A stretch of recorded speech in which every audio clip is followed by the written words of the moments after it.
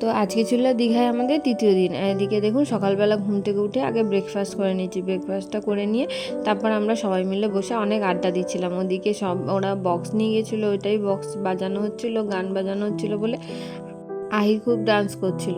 তো আমরাও সবাই মিলে খুবই আনন্দ গল্প গুজব করছিলাম। তো এরমভাবেই অনেকটা সময়ও কাটাই। তারপরে আমরা কিছুক্ষণ পর দেখি হঠাৎই আহিরের মামা ফোন করে বলছে যে তোরা কোথায় আছিস? আমরা এই তো আসছি মানে ওরা সকালবেলা নাকি ভোরবেলা গাড়ি নিয়ে দুই মামা বেরিয়ে পড়েছে দীঘা আসবে বলে। তো ওরাও প্রায় 11টা 11:30 নাগাদ দীঘাতে পৌঁছে গেছে।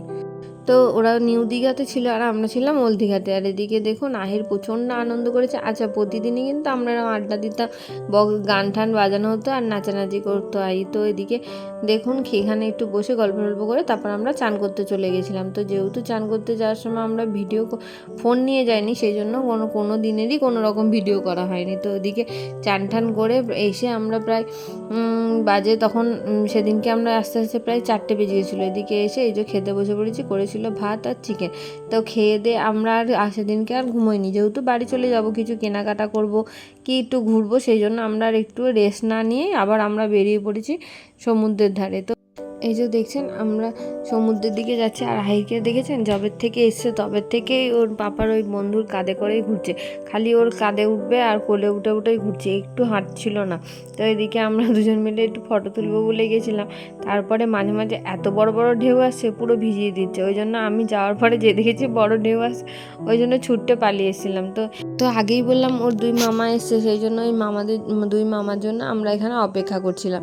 তো এই জন্য একটুখানি, যেহেতু তখনও অবধি নামতে দিচ্ছিলো, সন্ধে হয়নি, সেই জন্য আমরা সমুদ্রের ধারেই দাঁড়িয়েছিলাম। তো ওদিকে ওর মামারাও প্রায় চলেই এসছে, সেই জন্য আমরা একটুখানি দাঁড়িয়ে এখানে ফটো টটো তুলে তারপরে আমরা উপরে চলে গিয়েছিলাম। তো ওখানে আর সন্ধে হয়ে গেছিলো বলে বেশিক্ষণ থাকতে দেয়নি, সেই জন্য দেখুন কি সুন্দর লাগছিলো দেখতে।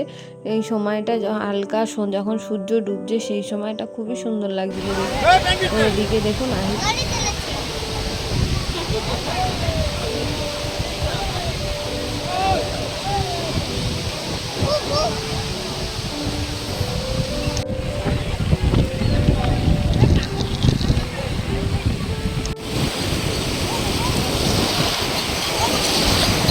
ওদিকেও দুই মামু চলে এসছে। এখন প্রায় সন্ধ্যে 7:30 মতো বাজে।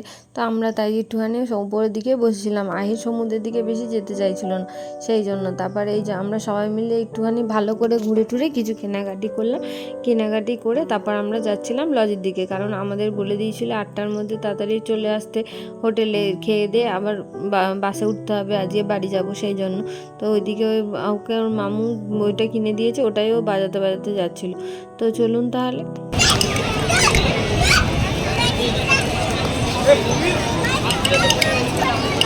কি হলো? মাছ আছে, দেখ মাছ মাছ মাছ মাছ এঁকেছে।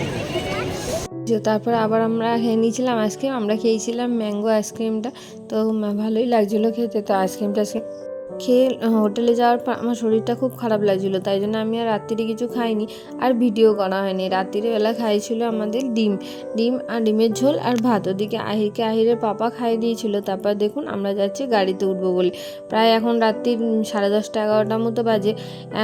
তো আমরা যাচ্ছি এখন রাস্তার দিকে, যাতে বাস আসবে, তো আমরা বাসে উঠবো। ওদিকে আহির বলছে আমাকে দাও, আমি ব্যাগটা টেনে নিয়ে যাবো। তো পুরোটা নিয়ে যেতে পারছিল না, তাও ও টেনে টেনে কিন্তু পুরোটা রাস্তায় নিয়ে গেছে। তো আজকের মতো ব্লগটা এই অবধিই থাকলো। ভালো লাগলে অবশ্যই জানাবেন, কমেন্ট আর সাবস্ক্রাইব করতে ভুলবেন না। তো টাটা।